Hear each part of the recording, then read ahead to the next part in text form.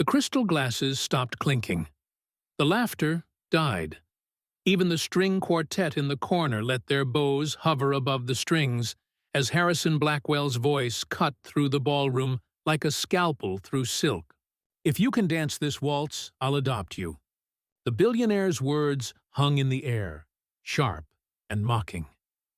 He stood at the center of his marble ballroom, scotch in hand, studying the small girl who'd somehow wandered in from the service entrance. She couldn't have been more than 8, her dress hanging loose at the shoulders, feet bare against the cold floor. A broken radio clutched against her chest like armor. "If she stumbles even once," Harrison added, taking a slow sip, "she goes back to the shed. That's where barn mice belong." Gasps rippled through the crowd of Chicago's elite. Someone whispered about child services. Another mentioned lawsuits. But nobody moved. They watched, transfixed by the cruel theater unfolding before them.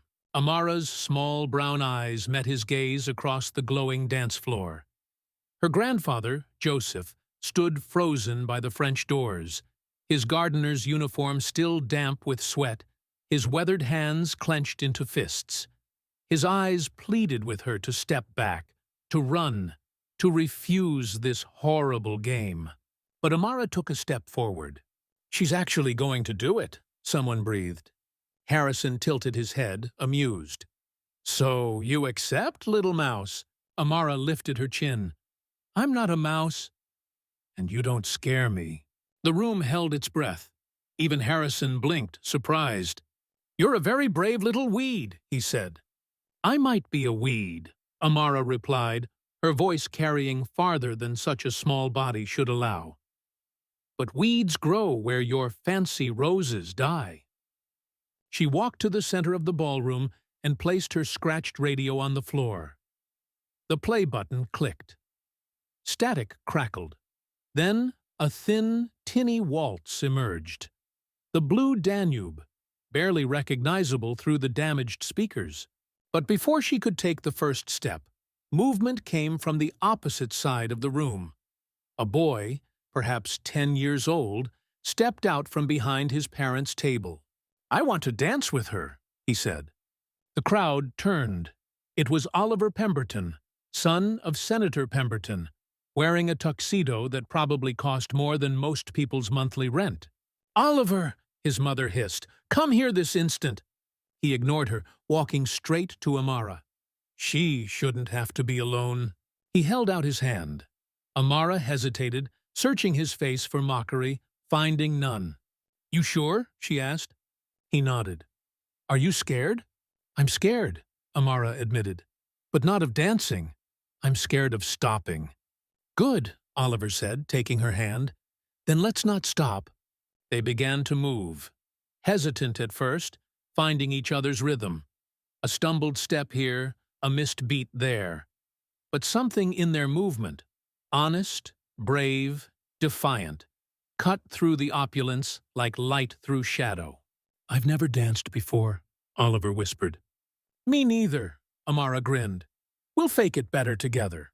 Around them, the crowd had gone silent.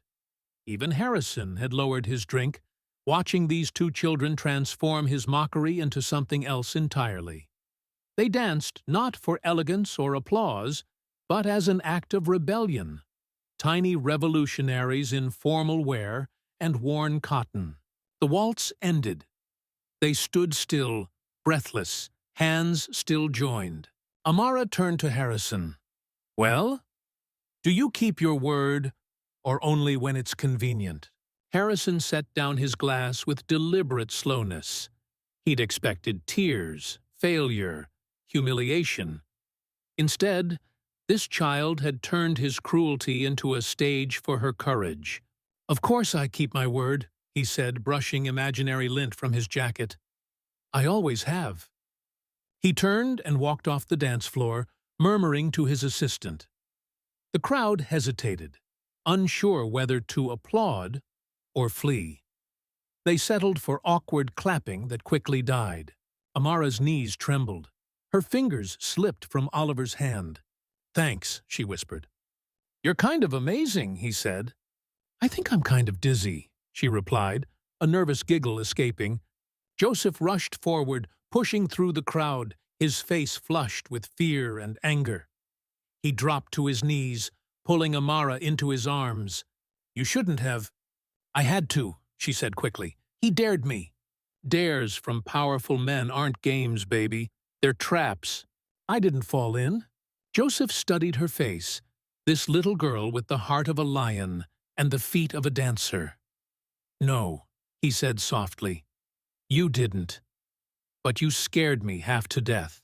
A man in an expensive suit approached. "Mr. Blackwell would like to see the girl in his study." Joseph stood protectively. "For what?" "To discuss terms." Amara tugged at Joseph's sleeve. "I'll go." "Only if I come too," Joseph said firmly.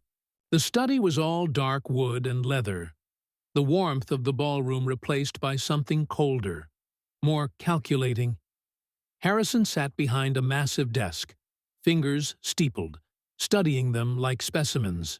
"You made quite an impression tonight," he said to Amara. She didn't respond.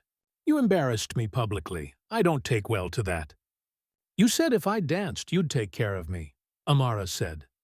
"I did. And I will. I'm a man of my word. But let's be clear. This isn't a fairy tale. I'm not a prince, and this mansion isn't a castle. I don't do bedtime stories or birthday parties or any of that nonsense." "I don't need stories," Amara replied. "I just need a chance." Harrison studied her, surprised by the steadiness in her voice. No pleading, no tears, just quiet determination. He turned to Joseph. "I'll cover her schooling. Private, of course. Uniforms, tutoring, meals. She'll live here under supervision. You'll still work here. You can see her every day. But she'll be under my care. She needs love, not just logistics," Joseph said. "She'll get safety, stability, structure," Harrison replied flatly. "Take it or leave it." Amara looked between them. She didn't understand all the words, but she understood change when she saw it coming. "Can I still have my radio?" she asked. Harrison blinked. "Your what?" "My radio, the one that plays the waltz." He waved his hand dismissively. "Fine. And can I visit my mom's grave every Sunday?" A pause. "That's acceptable. And my grandpa gets dinner with me on Fridays." Now Harrison actually smiled. Just a twitch of his lips, but real. "You're already making demands." "I'm making agreements," she said. Joseph choked back what might have been a laugh or a sob. Harrison leaned back, regarding this child like a puzzle he hadn't realized he'd started solving. "Fine. But if you're going to live under my roof, you'll learn discipline. There will be rules, expectations, standards." "I don't want pity," Amara said. "Just space to grow." Harrison stood and extended his hand. "Welcome to Blackwell Estate." Amara looked at the hand, then shook it. Not like a child accepting charity, but like someone signing a treaty with an adversary who might, possibly, become something else. The next morning, Amara woke in a bed larger than her grandmother's entire living room had been.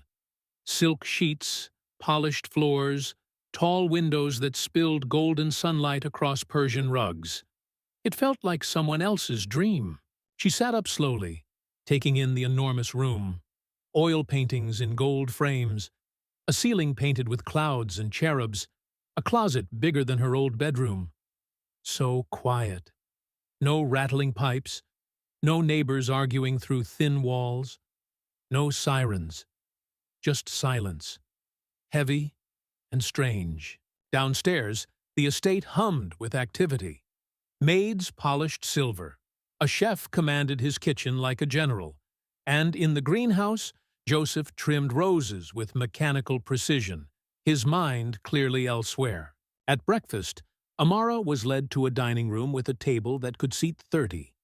Only 2 places were set, one at each end. Harrison already sat reading the Wall Street Journal, coffee untouched beside him. "Sit," he said without looking up. She climbed onto the chair, her feet dangling above the floor. A butler placed a plate in front of her. Eggs Benedict, fresh fruit arranged like art, orange juice in crystal. She stared at it, unsure where to start. "Is something wrong?" Harrison asked, folding his paper. "I usually have cereal," she said. He studied her for a long moment, then nodded to the butler. "Bring cereal tomorrow." "Thank you." "Don't thank me yet. You have your first evaluation today." "Evaluation? This isn't a free ride, Amara. If you want to stay here, live here, you'll be tested. Schoolwork, etiquette, comportment. I expect excellence. Will Oliver be there?" Harrison's brows lifted. "The Pemberton boy? Why would he be? He helped me. I thought maybe he'd keep helping. Oliver is a guest, not a servant. Don't confuse kindness for commitment." The words stung, but Amara didn't let it show. Later that morning, she was led to a bright room filled with books and educational posters. Her tutor, Miss Crawford, stood ramrod straight in a gray suit, her hair pulled back so tightly it seemed to stretch her face. "We start with posture and elocution," Miss Crawford announced. "Speak like a lady, stand like a lady, think like a lady." Hours blurred together. Grammar drills, handwriting exercises, French pronunciation. Amara's fingers cramped, her back ached from sitting properly, her tongue felt thick from wrapping itself around unfamiliar sounds. During lunch break, she escaped to find Joseph in the greenhouse. "You okay, Pumpkin?" he asked, wiping sweat from his forehead. "My brain hurts," she said, slumping onto a wooden bench. He chuckled. "That means it's growing. I miss our old place. I miss your burnt toast." His smile turned sad. "Me too. But this is better for you." Do you think he really meant it? That he'd keep me here? Or is he just waiting for me to mess up? Joseph didn't answer immediately. When he did, his voice was careful. Harrison Blackwell is a man who keeps his promises, especially the ones made in public. But whether he keeps them with his heart, that remains to be seen. That afternoon, Amara returned to the ballroom for dance lessons. Mr. Friedrich, the instructor, was all sharp angles and sharper corrections. "Back straight! Elbows up! No, up, not out! You're not swatting flies, child." She struggled, slipped, caught herself. He barked. She bit her lip and continued. The room echoed with piano notes and criticism, her feet aching in the new shoes, her dress damp with effort. As the lesson ended, a voice came from the doorway. "Your left turns are getting better." She spun. Oliver stood there, grinning. "You watched?" "Couldn't help it. You kind of take over a room." She smiled despite her exhaustion. "Harrison says you're just a guest." "I'm a guest with a bicycle," he said. "Want to sneak out for a ride later?" "I'm not allowed off the property. There are paths behind the greenhouse. No one will see." The thought of rebellion, even small, felt like oxygen. She nodded. That evening, as the sun painted the sky orange and pink, Amara slipped out to meet Oliver by the garden gate. He had 2 bikes, one clearly borrowed from the staff quarters. They rode without helmets or permission, just laughter and wind. At the top of a small hill, they stopped to catch their breath. "You're not what I expected," Oliver said. "What did you expect? Someone scared, someone quiet." "I am scared," she admitted. "I just got good at hiding it." He was quiet for a moment. "You're going to change this place." "What do you mean?" "I don't know exactly.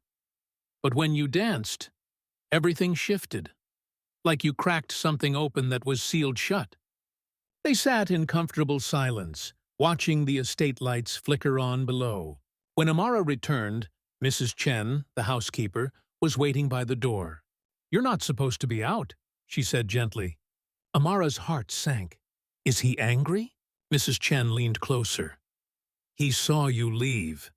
He said, 'Let her have the hill.'" Something loosened in Amara's chest. Not quite trust, but maybe the beginning of it. The next week brought a formal dinner invitation. Amara was to join Harrison at precisely 7 o'clock, proper attire required. Mrs. Chen helped her into a navy velvet dress from the guest wardrobe. It was a size too big, but made her feel older, more substantial. "You look like someone who belongs here," Mrs. Chen said, adjusting the bow. Amara wasn't sure if that was good or bad. The dining room felt even larger with just the two of them. Harrison sat at the far end, a geography of polished wood between them. "You're late," he said, not looking up from his papers. "It's 6:59, she replied. He checked his watch, then looked at her with something that might have been approval. Punctuality with precision. Good. They ate in silence at first. Soup, then fish with vegetables she couldn't name. The clink of silver on china felt deafening. Finally, Harrison spoke. "Your tutor says you read at a 6th grade level. Is that bad? It's unexpected. For a girl from your circumstances. I like reading. Stories help me go places I haven't been. Well, you're somewhere now. That doesn't mean I want to stop going." He studied her across the vast table. "You'll need more than imagination to stay here. Discipline, poise, the ability to navigate rooms full of people who think you don't belong. I have discipline. I just don't have shoes that fit yet." To her amazement, Harrison actually chuckled. Brief and contained, but real. "Mrs. Chen will arrange a fitting," he said. The rest of dinner passed quietly. She asked about the telescope on the 3rd-floor balcony, about the portraits lining the main hall. He answered in short, clipped sentences, but he answered. When dessert arrived, lemon tart with a raspberry reduction, he watched her take the first bite. "You have good taste," she said. "I have expensive taste," he corrected. "I'll learn the difference."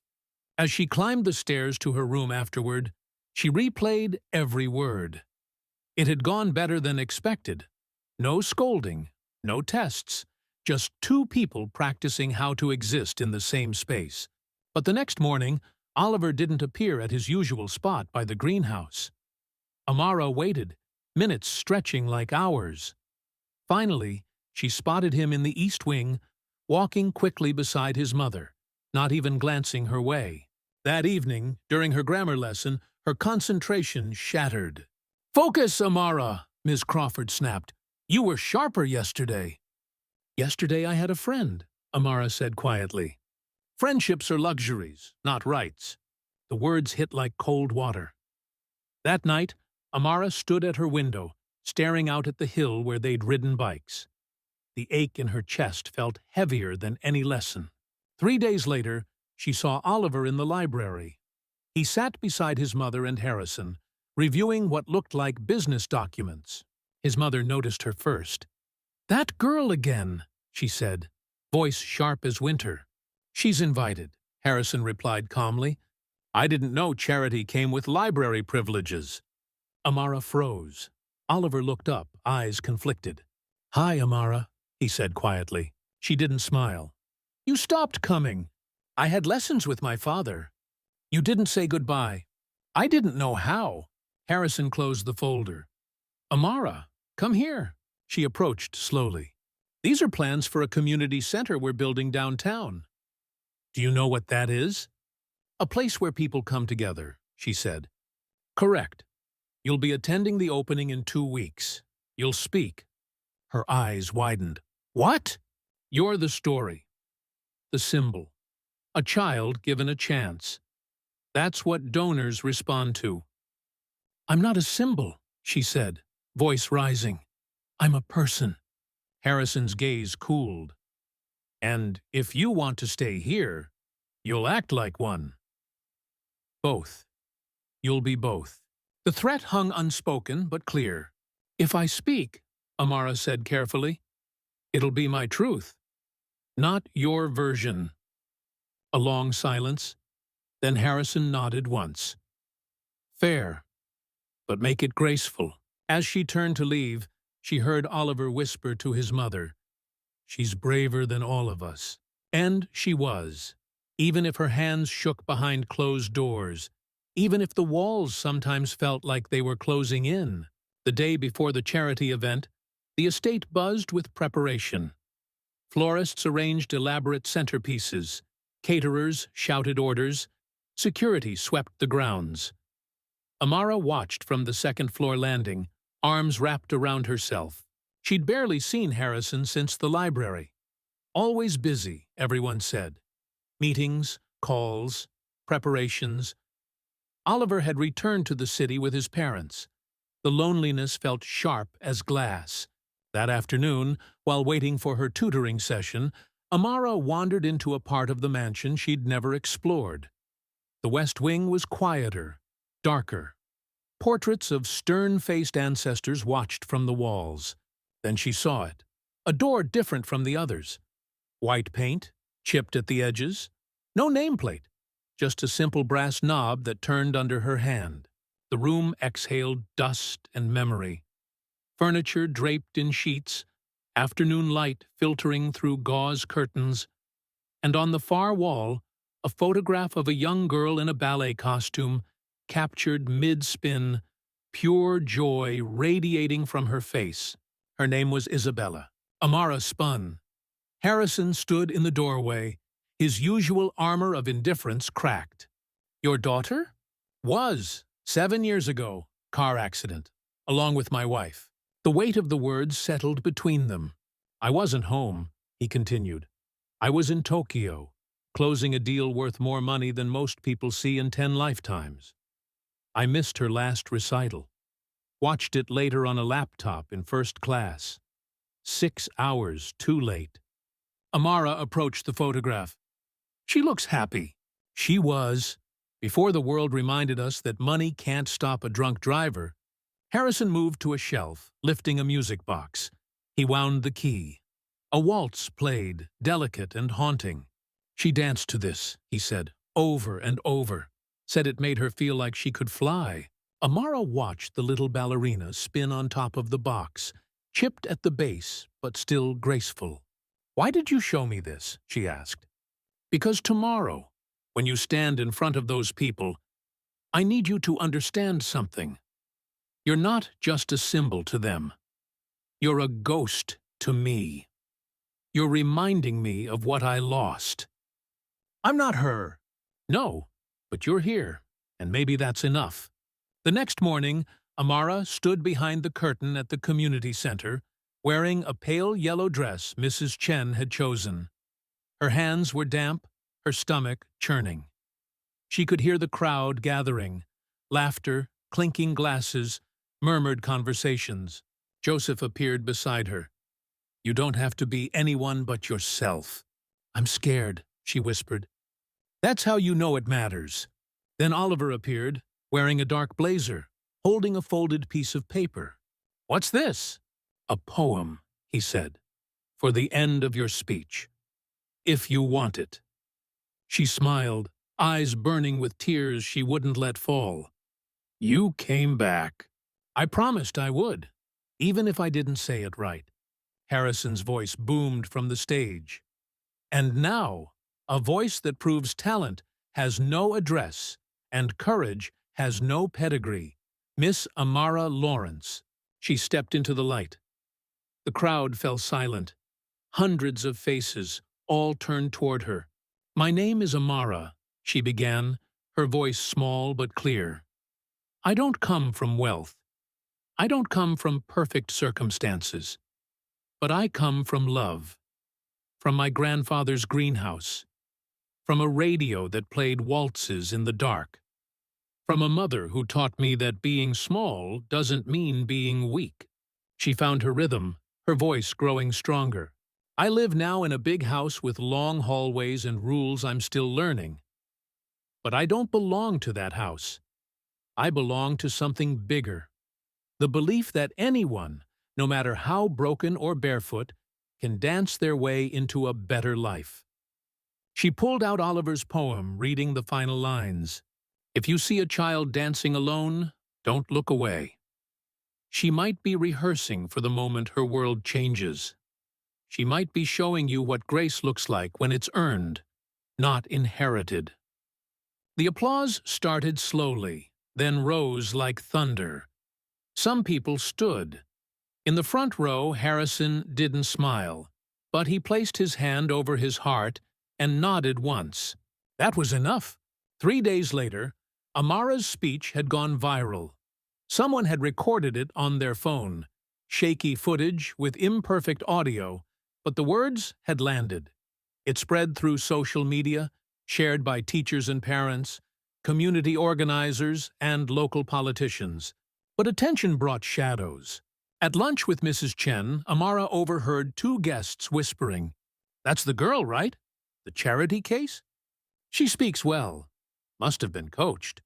No way a gardener's granddaughter talks like that naturally." Amara pushed her food around her plate, appetite gone. "Stand taller," Mrs. Chen whispered. "It's the best way to make them uncomfortable." That afternoon, Oliver brought her a magazine. On the cover was a photo of Harrison standing beside her at the event. The headline read, "Blackwell's New Legacy, a Billionaire's Unlikely Heir." "Heir?" Amara stared at the word. "They think you're his new project. Or worse, his replacement for Isabella." "Yeah, but I'm not. I'm just me." "Sometimes," Oliver said gently, "being just you is exactly what scares them." That evening, Harrison summoned her to his study. His tone was all business. "You'll be attending a private brunch this Sunday with the mayor's wife and the president of the Women's Arts Council. But Sunday is when Joseph and I visit my mom's grave. They've requested you personally. It's important." "My mom's grave isn't a trade-off," Amara said firmly. Harrison stared at her for a long moment, then sighed. "You'll go to the cemetery Saturday. I'll arrange the car." As she left, something felt fractured. The warmth she'd begun to feel cooled. Joseph's words echoed, "Dares from powerful men are traps." Saturday morning, Joseph drove her to the cemetery in one of Harrison's cars. The gravestone was simple, just her mother's name and dates under a maple tree. Amara knelt, brushing away fallen leaves. "I miss you," she whispered. "But I think you'd be proud." "She would be," Joseph said. "Do you think I made the wrong choice? Dancing for him?" "No, baby. But I think Harrison's starting to forget why he made his." They returned to the estate to find Mrs. Chen waiting, eyes worried. "There's been a leak," she said. "A reporter got hold of Mr. Blackwell's will." "His will? It names you as a potential beneficiary." Amara's stomach dropped. "What does that mean?" "It means if anything happens to him, you might inherit everything." "But I don't want that." "Doesn't matter. Others do, and now they know." The days that followed turned cold despite the summer heat. Staff members who'd been warming to her grew distant. Invitations to estate events stopped, including her name. Even Miss Crawford seemed sharper, less patient. Oliver stood by her when he could, but his parents were pulling him away more often, filling his schedule with their own events. Then one night, Amara overheard voices outside Harrison's office. "You're making a mistake," a man said. "Giving that girl access, putting her in your will, it's dangerous." "She's a child," another voice said. "A smart one, from nothing, and she'll return to nothing if you don't stop this." Amara backed away, heart racing. That night, she couldn't sleep. She thought about Isabella's room, the music box, the way Harrison had looked at her, like she was both a gift and a ghost. The next morning, she found him in the greenhouse, alone for once. "Did you really put me in your will?" she asked. He didn't look surprised. "I did." "Why?" "Because you're the only person in this house who tells me the truth." "But now they hate me. They think I'm here to take everything." "Do you want everything?" She shook her head fiercely. "I just want people to stop looking at me like I'm a threat. Then we show them what legacy really looks like." "What does that mean?" He stood, brushing soil from his hands. "It means we build something bigger than this house. And we let them watch you do it, From that moment, the storm around her didn't stop, but Amara no longer ran from it. She walked through it, and soon others would have to follow. Within a week, Amara could feel the change in the walls themselves. Conversations stopped when she entered rooms. Doors closed a little too quickly. Smiles became performance, nothing behind the eyes. She tried harder. Perfect posture, perfect pronunciation, perfect manners. But perfection, she learned, made them more suspicious, not less. Even Miss Crawford had grown colder. "Your arithmetic is sloppy today," she snapped during a morning lesson. "I got the same answer you did," Amara said quietly. "By the wrong method. Stop acting like a child and perform like the lady you're pretending to be." The word pretending burned. That afternoon, Amara retreated to the garden where Joseph was replanting roses. "You look like you're trying to disappear," he said. "Maybe I am." He handed her a small sandwich wrapped in paper. "When flowers grow taller than expected, weeds get nervous. Everyone thinks I'm here to take something. Then show them you came to build." Her eyes narrowed. "How?" Joseph smiled. "By building something they can't tear down." The next day, Amara marched into Harrison's study with determination burning in her chest. "I want to start a program," she announced. He lowered his newspaper. "A program? For girls like me. Smart but poor. Curious but locked out. A place where they can learn without being laughed at. You're 8 years old. I'll be 9 in 4 months. Besides, you told me legacy is what we build. Let me build something." Harrison studied her for a long moment. "Draft a proposal. Present it to the board at next week's donor brunch." "You're serious?" "As serious as your ambition." Amara threw herself into the work. Late nights, researching, writing, revising. Mrs. Chen helped her format the documents. Oliver proofread her speech. Joseph suggested calling it the Isabella Initiative. "After his daughter," Joseph explained. "It might help him see it as honoring her memory, not replacing it." The day of the brunch, Amara stood before 24 of Chicago's most powerful people. Her voice didn't shake this time. "I don't want to be the exception," she said. "I want to be the beginning." She outlined the program: after-school tutoring, weekend workshops, summer intensives, all for girls from underserved communities, all free, all taught by the best teachers they could find. When she finished, the room was quiet. Then the mayor's wife dabbed at her eyes with a handkerchief. "Who's advising her?" someone asked. "No one," Harrison said proudly. "She's advising us." Real applause this time.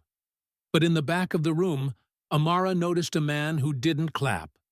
Tall, silver-haired, with a smile that didn't reach his eyes. Later, Mrs. Chen told her his name: Richard Davenport, Harrison's longtime rival. "He's dangerous," Mrs. Chen whispered. "The kind who ruins things just to prove he can." Amara didn't sleep well that night, dreams full of dancing on broken glass. Over the next week, support for the Isabella Initiative grew. Donors pledged funds. Teachers volunteered. Local news wanted to cover the story. But success brought problems. Some staff grew even colder. Miss Crawford requested reassignment. Rumors spread that Harrison was being manipulated. One evening, Amara sat alone in the music room. The piano, untouched for years, seemed to wait for something. She pressed middle C, letting the note hang in the air. "Middle C," Harrison said from the doorway. "Isabella's favorite note." She said it was perfectly in the middle, like her. He sat beside her on the bench. "I don't know if I belong here anymore," Amara admitted. "Belonging isn't about being accepted. It's about refusing to leave." "Is that how you built all this?" "No. I built all this because I hated being told no. But you're building something better." He placed a hand on her shoulder. "Power doesn't just invite admiration, Amara. It invites envy. and envy poisons everything it touches. Then how do I stop it? You don't. You outlive it. They sat in comfortable silence, two people who'd found each other across an impossible distance. Then everything changed. Amara woke to commotion. She ran downstairs to find Joseph in the kitchen with Mrs. Chen, both looking stricken. "The greenhouse," Joseph said. "Someone destroyed it." They ran together. The greenhouse that had been Joseph's pride, Harrison's sanctuary, Amara's refuge, destroyed. Plants uprooted, glass shattered, months of growth ruined. "Who would do this?" Amara whispered. Harrison arrived, surveying the damage with cold fury. "Someone who wants to send a message." Security footage revealed a figure in a hood, face hidden. But the walk was familiar. The next day, Miss Crawford didn't show up for lessons. She disappeared, along with a significant payment from an account traced to Davenport Industries. "So it wasn't about me," Amara said. "It was about hurting you." "Everything's about power," Harrison replied. "The question is how you respond to attacks on it." Amara looked at the ruined greenhouse. "We rebuild. But this time, we do it with the community. Let them see someone trying to destroy what we're creating together." The next Saturday, dozens of people arrived with tools and seedlings. Neighbors who'd never spoken to each other worked side by side. Children planted flowers while their parents rebuilt beds. Local news covered it, but more importantly, the community claimed ownership of the space. Oliver arrived that afternoon, his parents nowhere in sight. "They forbade me from coming," he said, "so I took the subway." "You'll get in trouble." "Some trouble's worth it." Together they planted a sapling. Just a small tree, but its roots would grow deep. The board of the Isabella Initiative met that weekend. Some members questioned whether Amara should remain its face. "Too risky," one said. "Too much attention." Harrison's voice cut through the debate. "She is the initiative. Without her, it's just another tax write-off." Still, compromises were made. An adult co-chair would be brought in. Decisions would go through the board. Amara would remain the public face, but with oversight. Amara agreed reluctantly. "If it keeps the doors open," she told Mrs. Chen, "then it's worth it." That night, she found Joseph in the garden, replanting what he could save. "Why do they hate me?" she asked. "They don't hate you, Pumpkin. They fear what you represent, which is that the future might not need them." She sat beside him, watching his weathered hands press seeds into soil. "You're not here to fight fire with fire," he said. "You're here to plant something that outlives the flames." Autumn arrived with a burst of color and the official launch of the Isabella Initiative's first after-school program. It was held at a community center in South Side, an hour from the estate. Amara insisted on being there for the first day. The trip changed her. She met girls who reminded her of herself, bright-eyed but dimmed by circumstance. She listened to their stories, taught them what she'd learned, watched hope kindle in their eyes. When she returned to the estate, she was different. The house hadn't changed, but her place in it had. She wasn't a guest anymore, wasn't a symbol. She was building something real, but the whispers hadn't stopped. They'd just gotten quieter, which somehow felt more dangerous. At dinner one evening, the long table stretched between her and Harrison like always. But the silence felt different, charged with things unsaid. "You met with the school director yesterday?" Harrison asked. "Yes. They want to expand. 2 more classrooms if we can provide supplies. I'll handle the donation." The board's getting nervous again. Harrison set down his fork. "Why do they get to be nervous when they're not the ones walking through those classrooms?" "Because they fund them," Amara said, understanding more than a child her age should. "And you're trying to replace them with something better." "Yes, sometimes your fire burns too hot, Amara. It scares people." "Good." "It should." He studied her. "You're not a child anymore." "I don't think I ever was." A butler entered with an envelope. Harrison opened it, his face tightening as he read. "What is it?" Amara asked. "There's going to be an audit. Someone filed a complaint about the initiative, about how estate funds are being used. They think I'm stealing? They don't need to prove it. They just need others to wonder." Amara stood. "So I'm a liability again." Harrison reached into his jacket and placed a silver key on the table. "What's this?" "The East Tower. The archive room. Everything about this family, this business, this empire, it's all there. You want me to find something? I want you to understand what came before you. And what you're really fighting." That night, Amara climbed the narrow stairs to the tower room. It was colder than the rest of the house, filled with filing cabinets and boxes, photos of the Blackwell family going back generations, contracts, newspapers, letters. Hours passed as she read by lamplight. Then she found it, a file labeled Riverside Development, 1987, confidential. Inside were photographs of families being evicted, their homes demolished to build what was now Blackwell Tower. Court documents showed Harrison's signature on every eviction notice. People had fought, lost, been scattered to the wind. She stared at the photos. Children her age, forced from their homes so Harrison could build his empire. The next morning, she placed the file on the breakfast table. "I found it," she said quietly. "I assumed you would. You ruined lives, destroyed families." "Yes. And now you're trying to fix it with me." "Yes. Why?" Harrison set down his coffee. "Because Isabella died believing I was a good man, and I want you to become the woman she would have admired. You can't fix the past with a scholarship program. No, but I can give you the power to write something better." Amara stood. "Then let me write it my way." Before she left, Harrison called after her. "Legacy isn't just what we leave behind, Amara. It's who's willing to carry it forward."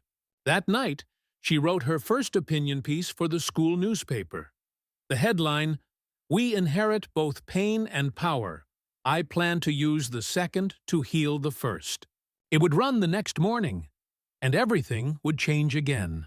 The morning paper arrived with Mrs. Chen's gentle knock. 3 local newspapers had picked up Amara's opinion piece, running it with a photo from the community center event.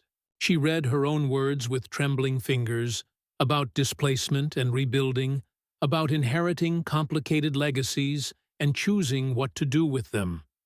It was her heart laid bare in newsprint. At breakfast, Harrison sat with the paper already spread before him. "You wrote this," he said. "I did. So you meant it." "Every word." The reaction was immediate. Letters poured in, some praising her courage, others questioning a child's right to speak on such matters. But more than opinions, the letters contained stories. People who'd been displaced, people who'd rebuilt, people who saw themselves in her words. Oliver appeared that afternoon with a tablet. "You're trending on Twitter. The hashtag is #inheritboth, quote. But not everyone celebrated." At the board meeting, investors questioned Harrison's judgment. "An op-ed by a child? About our business practices? This is a PR nightmare." Harrison's response was simple. "She's not a liability. She's the future." That evening, Amara found herself back in the music room. Joseph brought her hot chocolate, sitting beside her in comfortable silence. "You did it," he said softly. "Did what?" "Told the truth. That's how change starts, isn't it?" Harrison appeared in the doorway. "Your words did this," he said, gesturing to a stack of newspapers. "And now they'll demand more." "I'm ready." "Good. Because the initiative is expanding. More centers, more programs, and I'm introducing you as the founder." "But You're not just anything, not anymore." Winter arrived early that year. November snow blanketing the estate. The Isabella initiative had grown beyond anyone's expectations. 3 after-school programs, a weekend workshop series, and plans for a summer intensive. But success brought new threats. Richard Davenport had been quietly building opposition, spreading rumors about financial irregularities, questioning the wisdom of letting a child run such a program. Then came the withdrawal letter. Davenport Industries and several associated companies were pulling their support, effective immediately. "They're trying to kill it," Amara said, staring at the letter. "They're trying to kill what you represent," Harrison corrected. "Change." "So what do? We find new support. Not from billionaires, but from the community itself." Amara spent the next week writing, calling, meeting with anyone who would listen. Teachers, parents, small business owners. The message was simple. This isn't charity. It's investment. Investment in our own children. The response surprised everyone. Donations came in, $5 here, $20 there. A local bakery offered to provide snacks. A bookstore donated supplies. Parents volunteered as tutors. "They think retreat will silence you," Harrison observed one evening, "but you're using retreat to rebuild." "Weeds are good at that," Amara replied. Harrison actually smiled. "Yes, they are." Then came the breakthrough. A coalition of public schools offered to partner with the initiative, providing space and institutional support. It wasn't as glamorous as private funding, but it was more stable, more real. The night before the announcement, Amara found something in the garden. A red rose, its petals torn, left on her favorite bench. A message. A threat. She showed it to Harrison. "They're trying to scare you," he said. "It's working." "Good. Fear keeps you sharp, but don't let it stop you." The next morning, she met Oliver in the foyer. He handed her a hand-drawn map of community centers, libraries, schools, all the places where the initiative could grow. "You're not alone," he said simply. At the announcement, held in the rebuilt greenhouse, Amara stood before a crowd of teachers, parents, students, and media. The sapling she and Oliver had planted stood beside her, taller now, its leaves green despite the winter cold. "They tried to destroy this place," she said, gesturing to the greenhouse, "but we rebuilt it. Together." And that's what the Isabella Initiative is. Not a program, but a promise. A promise that when they try to tear us down, we grow back stronger. The crowd erupted. Not polite applause, but real celebration. Later, Harrison stood beside the sapling, one hand on its trunk. "Isabella would have loved this," he said quietly. "Tell me about her. Not the loss, her." So he did. He talked about her laugh, her stubbornness, her insistence that every flower in the garden needed a name. He talked until the moon rose full and bright. "Thank you," Amara said when he finished. "For what?" "For letting her memory live in something other than grief." Spring came slowly, fighting through late frosts and unexpected snow. But in the greenhouse, protected and nurtured, everything bloomed on schedule. The Isabella Initiative had survived its first winter. More than survived. Thrived. 6 programs running. Dozens of volunteers. Hundreds of students. But Amara had learned that success painted a target on your back. The investigation started quietly. Environmental violations at the greenhouse. Permit issues for the programs. Financial irregularities that didn't exist, but required proof of absence. "They're trying to destroy everything we built," Amara said, watching investigators comb through files. "No," Harrison corrected. "They're trying to destroy what you built. I'm just collateral damage." Then we fight. With what? They have lawyers, connections, infinite resources. We have truth. And we have people who believe in what we're doing. Amara spent the next week gathering evidence. Not legal documents, but stories. Testimonials from parents whose children were thriving. Teachers documenting improved grades and attendance. small business owners reporting increased community engagement. She compiled it all into a presentation, not for lawyers or judges, but for the city council's public hearing. The night before the hearing, Oliver appeared at her window, face bruised. "What happened?" "My father. He found out I've been helping you. Said I'm destroying our family's reputation." She cleaned his wounds carefully. "You don't have to do this." "Yes, I do. Because if I don't stand for something now, when will I?" The council chambers overflowed. Richard Davenport sat with his legal team, confident. Harrison entered with his lawyers, expensive and cold. But Amara walked in with something else, the community. Teachers, parents, children, shop owners. They filled every seat, lined every wall. Each carried a single flower from the greenhouse. Amara presented her case. Not legal arguments, but human ones. She showed pictures of children reading in the new library corner, videos of parents attending workshops, letters from teenagers who'd found purpose in the programs. "You can close our doors," she concluded. "You can suspend our programs. But you cannot destroy what we've planted in each other." The council voted unanimously to dismiss all charges and censure Davenport for misuse of the investigation process. That night, in the greenhouse, Amara found Harrison planting something new. Another sapling. "Isabella would have liked you," he said quietly. "I would have liked her. The initiative needs a permanent director, someone who understands its mission." "You're offering me a job? I'm 9 years old. I'm offering you a future. The paperwork will wait. The preparation starts now." She knelt beside him, helping pack soil around the young roots. "What are we planting?" "Something that will outlive both of us." Joseph arrived as they finished, moving slowly but smiling broadly. "You did it, baby." "We did it, Grandpa." "No," Joseph corrected, looking at the greenhouse, the center beyond, the community that had gathered to protect it. "We're just beginning." Summer arrived with long days and new possibilities.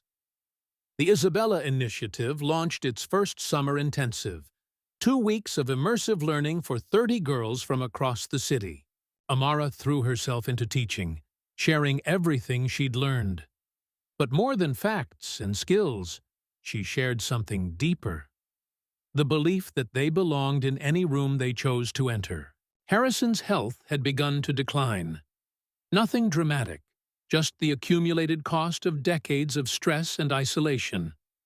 He worked less, spent more time in the greenhouse, watched Amara with something approaching peace.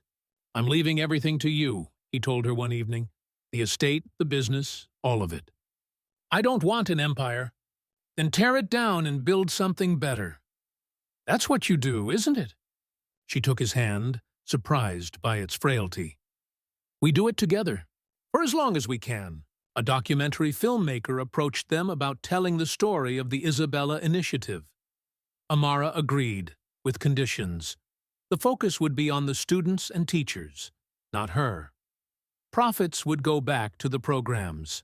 The resulting film premiered at the community center. No red carpet, no exclusive guest list, just neighbors watching their story reflected back to them. Oliver's father attended, sitting stiffly in the back. But Amara saw him wipe his eyes during a segment about the summer intensive. Afterward, he approached her. "I was wrong. We all are sometimes. My son is better for knowing you. We're all better for knowing each other." The conversation with Harrison about succession grew urgent when his first heart episode sent him to the hospital. Amara, now 11, sat beside his bed, while machines monitored his rhythms. "You need to be prepared," he said. "For running your company? I'm in 6th grade. For using power wisely. The company is just a tool." So he taught her. Between hospital visits and recovery periods, he showed her how money moved, how influence operated, how to read contracts and people with equal precision. But Amara brought her own lessons to the exchange. She showed him that power shared multiplied rather than diminished. That investment in people paid dividends that couldn't be measured in dollars. The second Isabella Center opened in Detroit, the third in Milwaukee. Each adapted the model to local needs, but the core remained: community ownership, integrated services, respect for existing knowledge and culture. "It's spreading like seeds," Joseph observed, reading about a similar program starting in St. Louis. "Good seeds spread themselves," Amara replied. "We just had to show them the soil was fertile." Harrison recovered enough to attend the third center's opening. He sat in a wheelchair, Amara pushing him through rooms filled with children's artwork and the sound of learning. He stopped at a wall covered in handprints, each labeled with a child's name and dream. Doctor, teacher, artist, builder, changemaker. "This is what legacy looks like," he said quietly. That spring, the original sapling bloomed for the first time. Small white flowers that filled the greenhouse with perfume. Harrison was too weak to walk, but Amara wheeled him out to see. "I won't see another blooming," he said matter-of-factly. "Then we'll make this one count." They held a celebration in the greenhouse. Not a formal event, but a gathering of everyone who'd helped build what now existed. Children read poems they'd written. Parents shared food from their cultures. Harrison spoke briefly, his voice weak but clear. "I spent my life building walls. Amara taught me to plant gardens. I'm grateful for the lesson." He died 2 weeks later, quietly, in his sleep. The funeral drew hundreds: business associates, politicians, society figures, but also teachers, students, parents from the Isabella Initiative. Two worlds that had never touched, brought together by an unlikely bridge. Amara stood at the podium, looking out at the assembled crowd. "Harrison Blackwell was not a simple man," she began. "He was not always good or kind or just. But he was capable of change. And in the end, that's all any of us can hope to be." She spoke of transformation, of seeds planted in unlikely soil, of the courage required to grow beyond what you were designed to be. When she finished, she played the music box from Isabella's room. A waltz filled the space, delicate and enduring. The will surprised no one. Amara inherited everything, with Oliver named as co-trustee until she turned 21. But the real surprise was a letter, written in Harrison's shaking hand. "Amara," it read, "I asked you to dance because I couldn't bear the silence anymore. You filled it with something I'd forgotten existed. Hope. Isabella would have loved you. I did, though I was poor at showing it. Build something beautiful. Then build something better. Never stop dancing." The estate became the first residential education center, where talented children from underserved communities could live and learn while maintaining connections to their families and cultures. Joseph managed the residential program, his lifetime of care finally given the scope it deserved. Oliver, now in high school, returned every weekend to teach and mentor.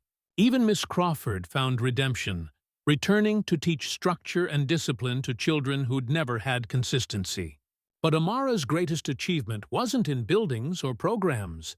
It was in the network of communities that had learned to see their own power, to plant their own gardens, to dance their own dances. 5 years after that first waltz, Amara stood in the original greenhouse. The sapling had become a tree, its branches spreading wide, its roots deep and strong. Children played in its shade, their laughter mixing with birdsong and the distant sound of construction. Another center being built, another community claiming its space. Joseph sat on the bench, older now, but still vital, watching his granddaughter tend to new plantings. "You did it, baby." "Did what, Grandpa?"